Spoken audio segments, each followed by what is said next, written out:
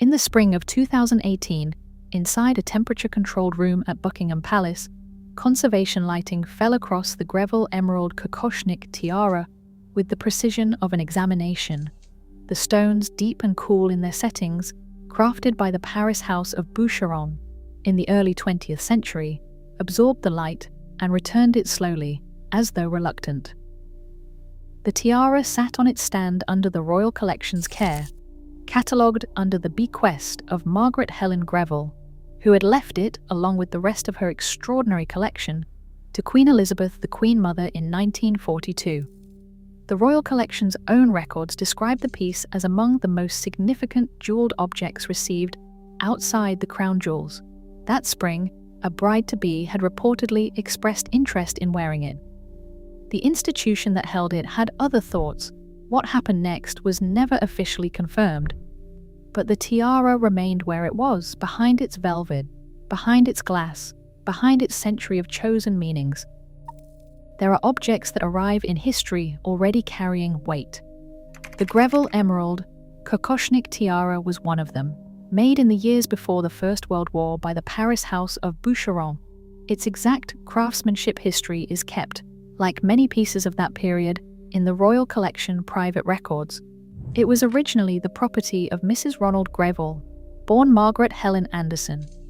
She was the illegitimate daughter of William McEwen, a Scottish brewing magnate, and she transformed herself into one of Edwardian England's most formidable hostesses.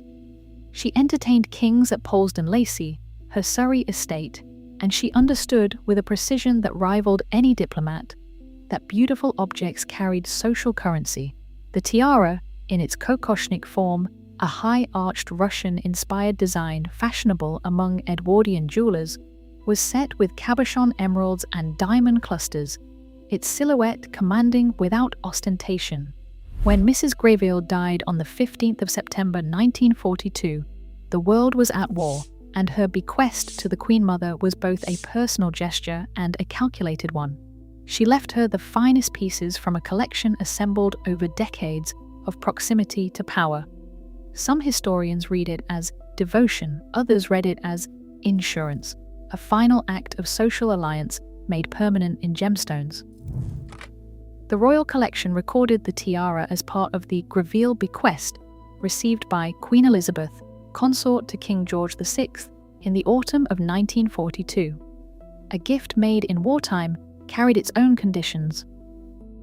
Queen Elizabeth, the Queen Mother, wore the Greville Emerald pieces on documented occasions through the 1940s and into the post-war years, though photographs show she rotated her substantial collection with careful intention. The Royal Collection Catalogue, entry for the Greville Kokoshnik, records the tiara alongside the emerald and diamond necklace, brooch and earrings that formed the suite. In portraits from the late 1940s, the Queen Mother appeared frequently in aquamarines and pearls, pieces with softer associations, more suited to a monarchy rebuilding itself after abdication, war and loss. The emeralds she wore more selectively. They were statements, not comfort.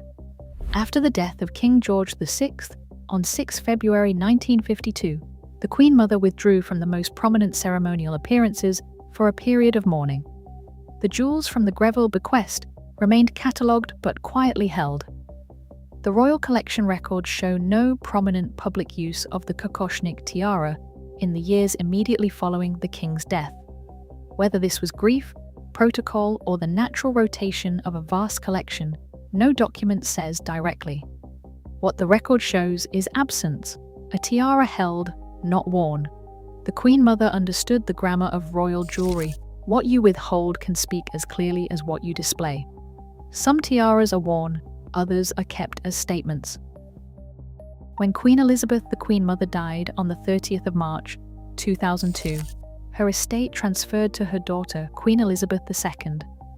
The terms of the Queen Mother's will, confirmed in probate and widely reported at the time, left the bulk of her personal jewelry to the sovereign. The Greville pieces, including the Kokoshnik tiara, became the property of the Queen, and through her, entered the administration of the Royal Collection Trust. This institutional transfer marks a significant shift in the tiara's legal and cultural status. Under the Royal Collection Trust, established formally in 1993, pieces held by the sovereign are classified as held in trust for the nation. They are not personal possessions in the conventional sense, they cannot be sold, and their loan or use requires the consent of those who manage the collection, which in practice meant the agreement of the Queen herself and those she delegated. The personal warmth of Mrs. Greville's original gift, a woman leaving her most beloved objects to a friend who had danced at her table and slept under her roof, had been absorbed into something larger, more institutional, and considerably less flexible. The tiara now answered not to a family, but to a framework. A jewel held by an institution answers to rules, not sentiment. Emeralds have occupied a particular place in royal symbolic vocabulary for centuries. In the British royal tradition, green stones have been associated with wealth derived from empire, stones acquired through trade, diplomacy, and the long reach of dynastic alliance. Other emerald pieces in the royal collection carry their own layered histories of acquisition and inheritance. The Cambridge emeralds, documented in royal collection published histories, trace their provenance through the Cambridge branch of the royal family, passing from Princess Augusta Caroline of Cambridge through generations of royal inheritance before reaching Queen Mary and later entering the broader collection. Emeralds signaled not just wealth, but connection to specific geographies and histories, to dynastic alliances sealed in stone. When a royal woman wore emeralds at a state occasion, she was not merely accessorizing, she was placing herself within a particular visual language of power and continuity. For a new member of the family, someone without a personal collection of inherited pieces, without the generational jewelry vocabulary that other royal women had worn since childhood, the choice of tiara for a wedding would carry this weight, whether she knew it fully or not. Precedent in the royal family is never merely decorative. Emeralds have never been neutral stones in royal hands. The wedding of Prince Harry and Meghan Markle was formally announced in November 2017, with the ceremony set for May 19, 2018, at St. George's Chapel, Windsor Castle. In the months between announcement and ceremony, one of the most closely watched decisions, both inside the institution and among the press, was the choice of tiara. According to Finding Freedom, the biography by Omid Scobie and Scobie Durand, published in August 2020, Meghan had expressed interest in an emerald tiara from the royal collection, widely identified in later press coverage as the Greville Emerald Kokoshnik, and that this preference was not accommodated. The precise nature of that resistance, whether it came from concerns about provenance, protocol, the tiara's fit with the dress, or something less formally articulable, was never officially explained by the palace. What is documented is that the tiara was not made available. Angela Kelly, the Queen's personal advisor and senior dresser since 1994, held the practical authority over the royal collection's wardrobe and dressing decisions. Her published memoir, The Other Side of the Coin, released in October 2019 with the Queen's personal endorsement, describes her role as custodian of the royal wardrobe and jewel cases with evident pride. Between a bride and a tiara stood an entire institutional hierarchy. On the morning of May 19, 2018, Meghan Markle wore Queen Mary's bandeau tiara, a piece dating to the early 1930s, made by an unknown maker, with a detachable brooch at its center associated with Queen Mary's own jewelry collection. Queen Elizabeth II authorized the loan of the bandeau. The piece is understated by royal tiara standards, a slender diamond bar set in white metal, elegant without being commanding. It sat cleanly against Meghan's upswept hair and complemented Claire Waite-Keller's Givenchy gown with its long, plain veil. Stylistically, the choice was widely praised, but the subtext was legible to those watching. The bandeau tiara had no association with emeralds, no dramatic presence, no Kokoshnik arch. It was chosen, loaned, approved. The Greville Kokoshnik remained in the royal collection, its stones uncaught by the May light at Windsor. Some observers read the substitution as institutional caution, Others read it as appropriate protocol, a bride receiving a loan at the Crown's discretion, as brides before her had done. What it felt was right, and what was asked for were not on this occasion the same thing. The tiara she wore was a negotiation. The one she did not was a boundary. The conditions attached to Mrs. Greville's bequest are a matter of legal record. Her will, probated in late 1942, directed her entire jewellery collection to Queen Elizabeth, the then consort, personally. The transaction was private and relational, a dying woman directing her most valued possessions to a specific individual she admired and trusted. What neither Mrs. Greville nor the Queen Mother could fully anticipate was how the jewellery's status would shift across generations. Personal bequests to the sovereign exist in legal ambiguity. They are not crown jewels technically, but neither are they private property in any ordinary sense. When Queen Elizabeth II inherited the Greville collection from her mother, the pieces became administered through the Royal Collection Trust structure, effectively removing them from the realm of personal discretion and placing them under institutional governance.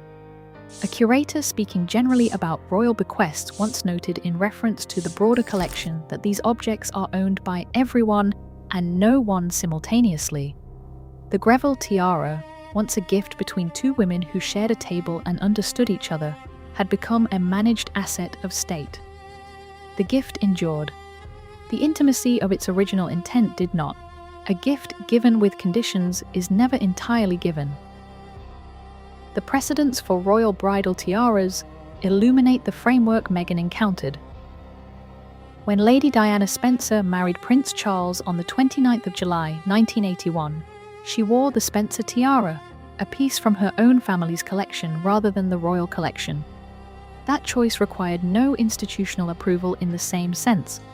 It was a family heirloom, personally held. When Catherine Middleton married Prince William on the 29th of April 2011, she wore the Cartier Halo Scroll tiara, borrowed from Queen Elizabeth II. The loan was the Queen's personal decision, the piece chosen from the royal collection with the Queen's direct involvement. In both cases, the pattern is consistent. A bride wears what she is given or what she already owns. She does not select from the royal collection as one might browse a wardrobe.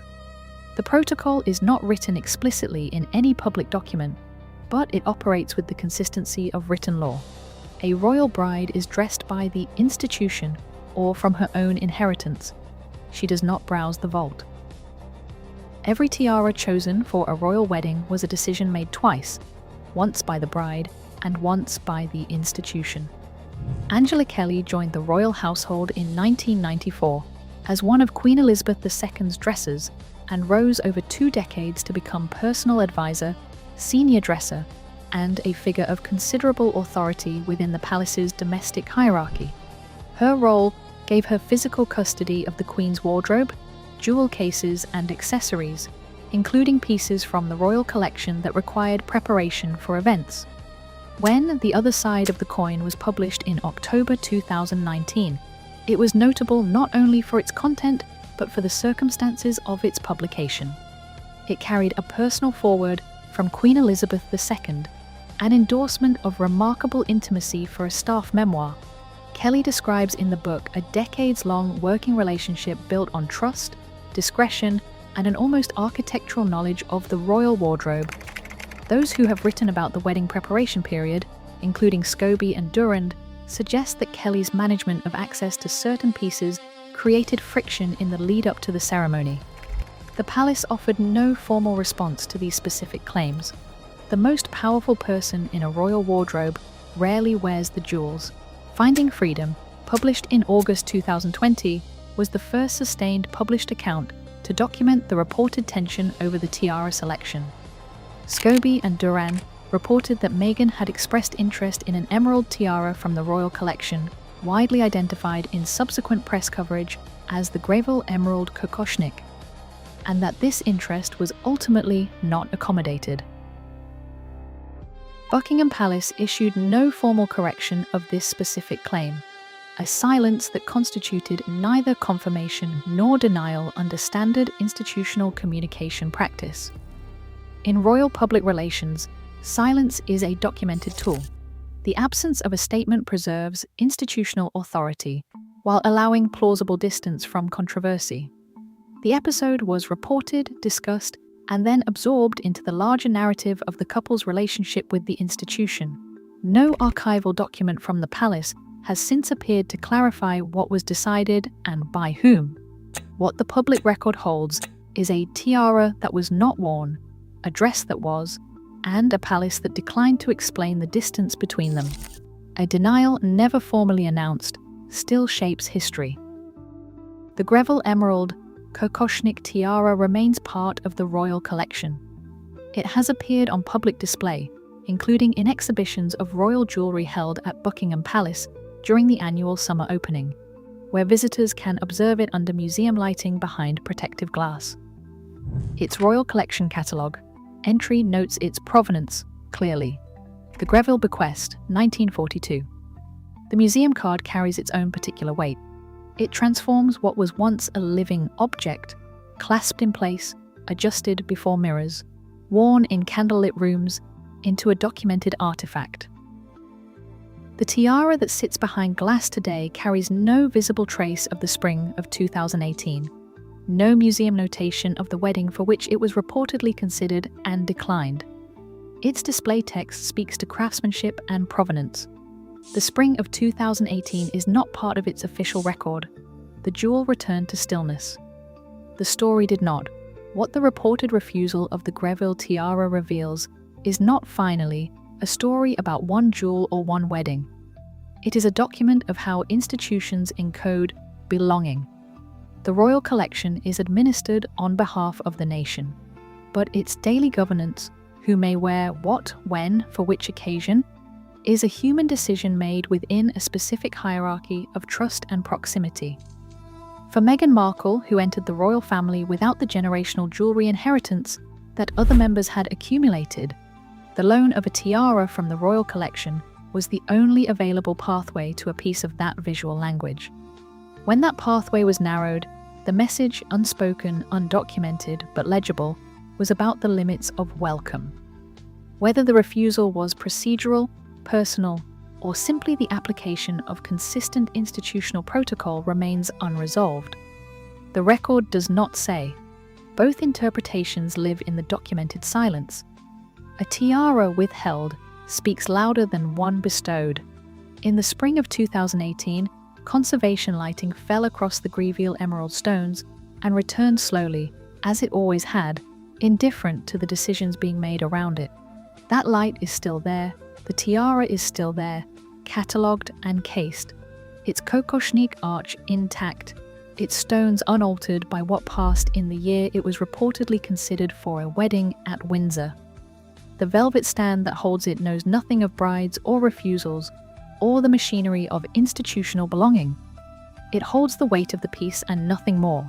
What the tiara witnessed, if such language is permitted, is the long, slow work of objects that outlast their owners, their donors, their controversies, and their silences.